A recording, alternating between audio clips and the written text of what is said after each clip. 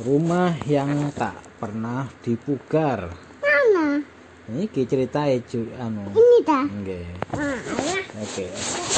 Nggak Benar ya sih, dengerno nggih ceritae nggih. Nggih. Mungkin sama dengan kampungmu. Setiap lebaran tiba, wajahnya sedikit berubah. Ubahnya gadis usai keramas, bersolek dan mengenakan baju terbaik karena mau didatangi kekasih pujaan hati.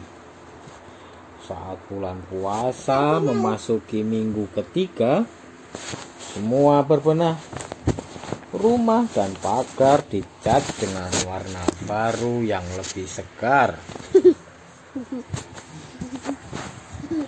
Pintu dan jendela dipelitur lagi agar nampak gemilang.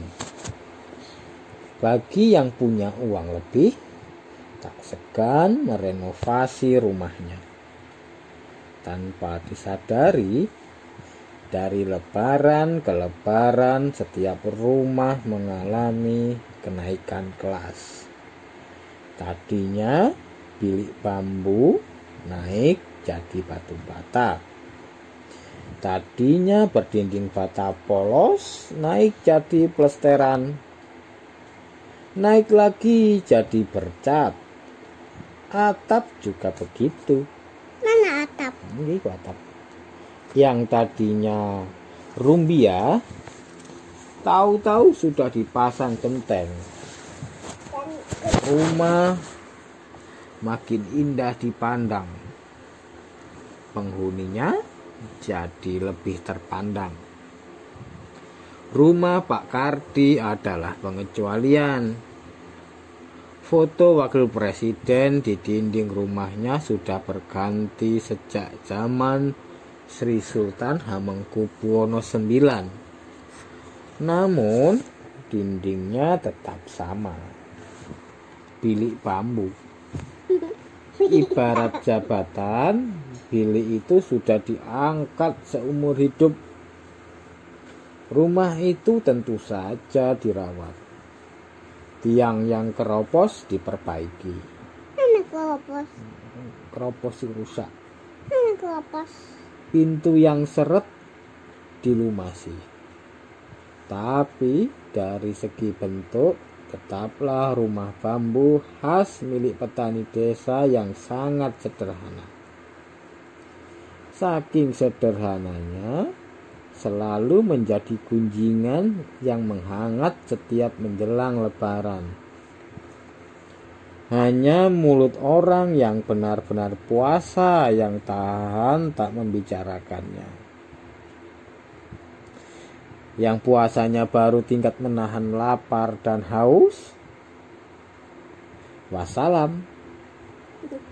Seandainya desaku punya penerbitan koran swadaya masyarakat, niscaya rumah Pak Kardi akan selalu menjadi headline.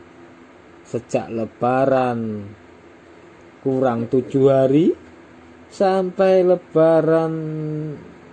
7 hari setelah lebaran. Pak Kardi memang petani sederhana. Jangankan menembok rumah, menyemen lantai saja tak sanggup. Konon uangnya habis untuk menyekolahkan anaknya. Tapi itu dulu 20 tahun yang lalu.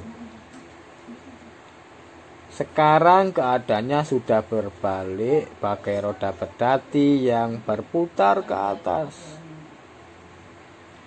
Kedua anaknya sudah mentas jadi orang.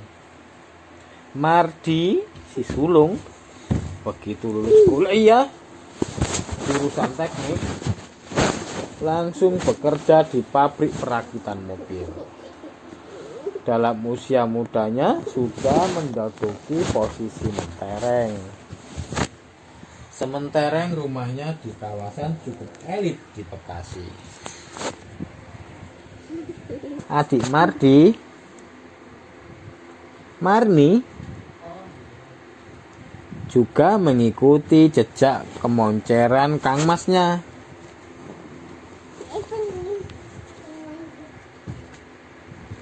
Oleh Mardi, dulu ia dikuliahkan sampai lulus sarjana hukum.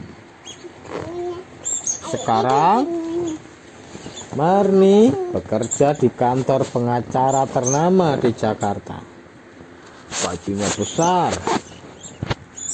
Walaupun Marni belum berkeluarga, bibit-bibit kemapanan sudah nampak. Setiap lebaran, Mardi dan Marni pulang dengan gonta-ganti mobil, kadang kijang, kadang sedan. Dalam kacamata orang desa, mobil pribadi adalah puncak kesuksesan dan kemewahan.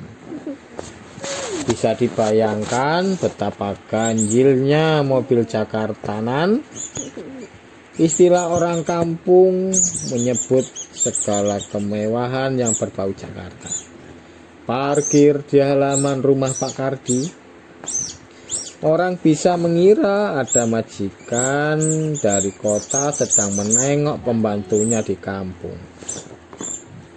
Padahal dibandingkan dengan rumah Yudasri yang anaknya jadi pembantu rumah tangga di Jakarta, rumah Yudasri masih lebih bagus.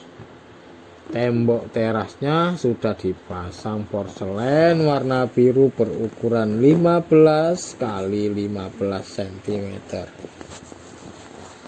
Sebagaimana orang menduga, Pak Kardi tak pernah mau merehab karena rumah itu adalah kenangan terakhir mendiang istrinya.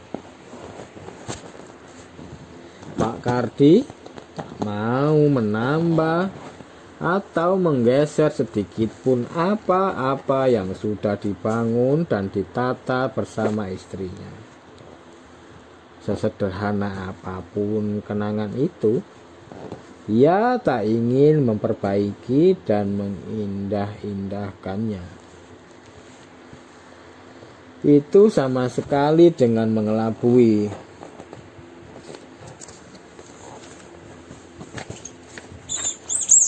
Tafsir mazhab romantis ini digagas oleh mereka yang suka menonton drama akhir pekan di televisi di balai desa, seperti Little House on the Prairie atau Rumah Masa Depan yang dibintangi Deddy Sutomo dan Mak Wo.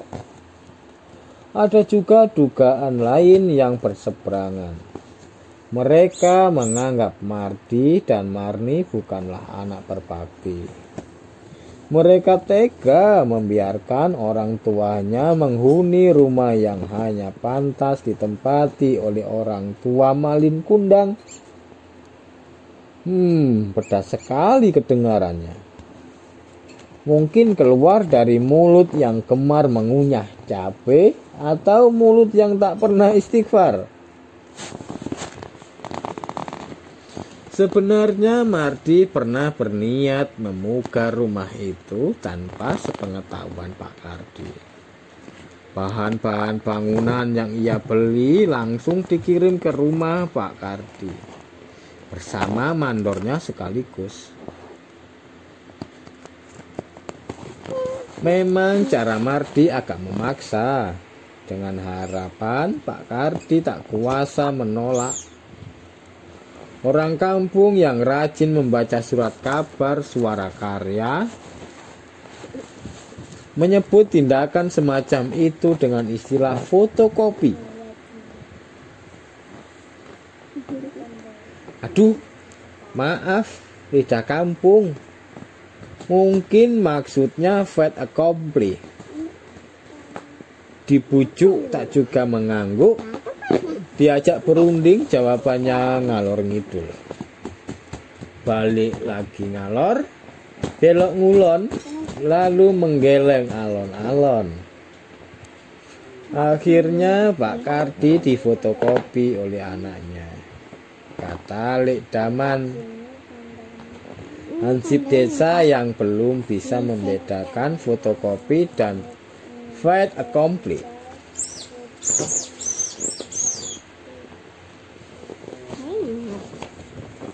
Pak Kardi jelas terkaget-kaget. Setelah seharian di sawah, begitu pulang mendapati pelataran rumahnya penuh dengan tumpukan semen, batu bata, pasir, dan tegel. Untunglah mandor dan supir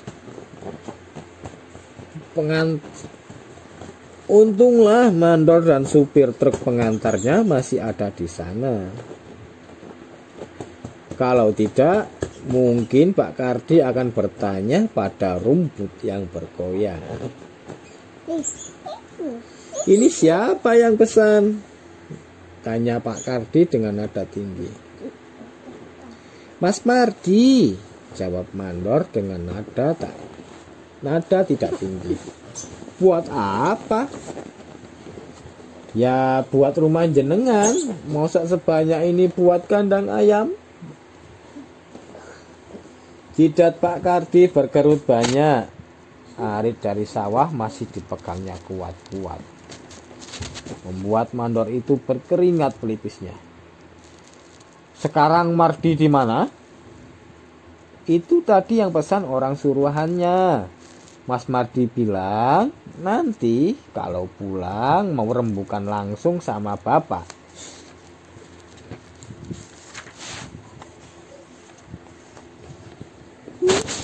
Rembukan saja belum kok sudah mendatangkan material. Tadinya Pak Kardi mau melontarkan protes itu, tapi ia tahan karena tak mau mencium aroma perselisihan dengan anaknya di mata orang lain. Ya wis, kamu tunggu sebentar di sini, kata Pak Kardi sambil memaksakan senyum dan manggut-manggut. Ia menepuk pundak mandor sebelum kemudian pergi. Dari radio truk pengangkut bahan bangunan melengking suara Tommy C. Pisa menyanyikan lagu di batas kota ini.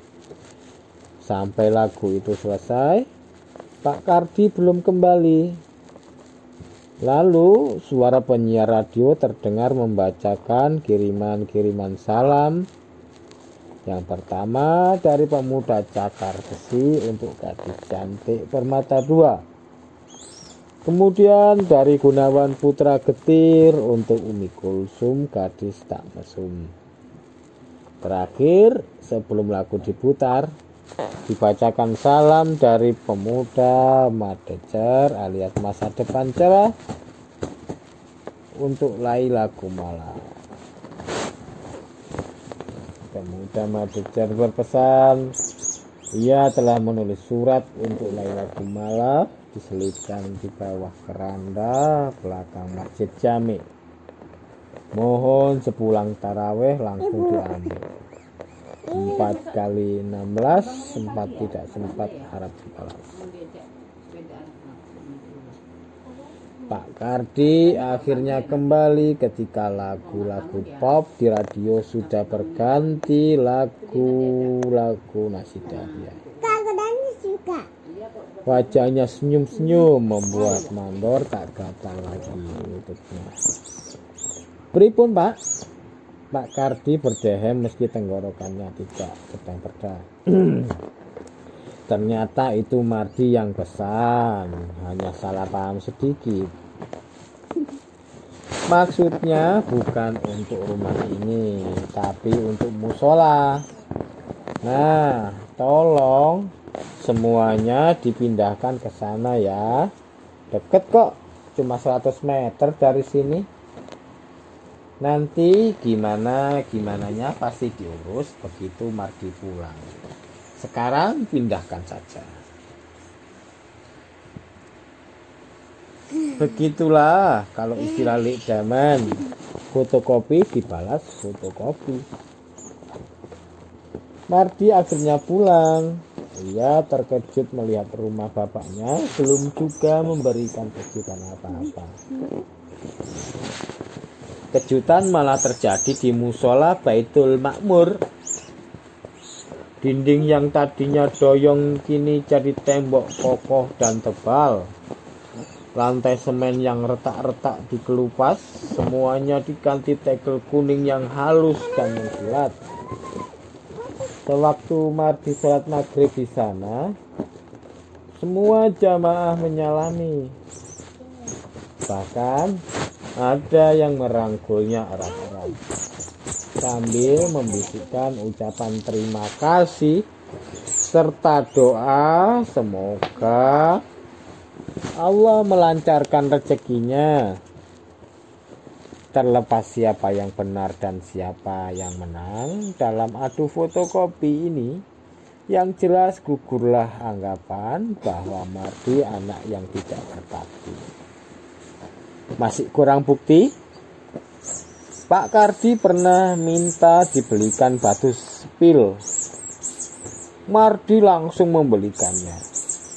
Dia pikir untuk memperbaiki rumah. Rupanya batu spil itu digunakan untuk mengeraskan jalan di pinggir kali. Jalan itu sering dilalui anak-anak sekolah. Kondisinya licin dan becek di musim hujan. Seorang anak pernah terpeleset hingga tercebur ke kali. Gara-gara batu spil itu, nama Mardi semakin harum.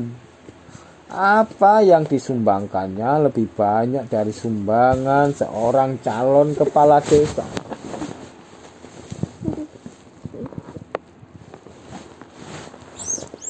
Ya, jelas tidak bisa dibantah lagi. Di satu sisi, Mardi adalah anak baik dan berbakti.